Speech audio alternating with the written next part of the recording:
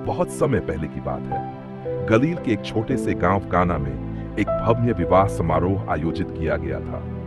वहां हर तरफ खुशियां थीं, ढोल नगाड़े बज रहे थे और मेहमानों का स्वागत बड़े आदर सत्कार के साथ किया जा रहा था। यह शादी पूरे गांव के लिए एक खास अवसर था और लोग इस उत्सव में पूरी तरह मग्न थे। इस समारोह में यीशु मसीह अपनी माता मरियम और अपने शिष्यों के साथ आए थे।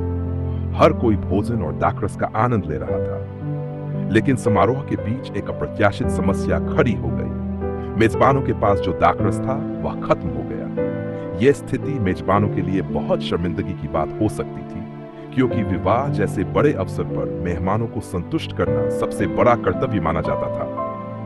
मरियम को जब यह बात पता चली तो उनका दिल मेजबानों के लिए करुणा से भर गया। वह यीशु मसीह के पास आई और बोली, दाखरस खत्म हो गया है। उनका विश्वास था कि यीशु मसीह इस समस्या का कोई समाधान निकाल सकते हैं। यीशु मसीह ने अपनी माता की बात सुनकर शांत भाव से कहा, माँ, मेरा समय अभी नहीं आया है।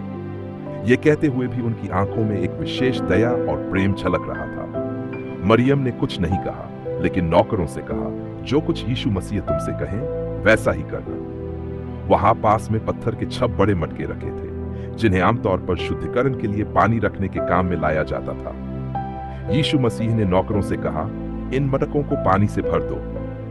नौकरों ने बिना किसी सवाल के यीशु मसीह के आदेश का पालन किया और मटकों को ऊपर तक पानी से भर दिया। इसके बाद यीशु मसीह ने कहा, अब इसमें से थोड़ा निकालकर भोज के प्रबंधक के पास ले जाओ। नौकरों ने वैसा ही किया। जैसे ही भोज के प्रबंधक ने उस पानी को चखा, वह दंग रह गया। वह पानी सबसे उत्तम और स्वादिष्ट दाखरस में बदल चुका था। प्रबंधक ने तुरंत दूल्हे को बुलाया और कहा, यह तो अद्भुत है। आमतौर पर लोग पहले अच्छा दाखरस परोसते हैं और जब मेहमान कम ध्यान देने लगते हैं तो साधारण दाखरस देते हैं, लेकिन तुमने सबसे अच्छा दाखरस अब तक संभाल कर रखा है। यह सुनकर मेहमान और मेजबान दोनों ही आश्चर्यचकित हो गए। किसी को समझ नहीं आया कि यह कैसे संभव हुआ, लेकिन नौकर जानते थे कि यह चमत्कार यीशु मसीह के कारण हुआ है। उनके शिष्यों ने यह चमत्कार देखा और उनका विश्वास पहले से भी अधिक दृढ़ हो गया।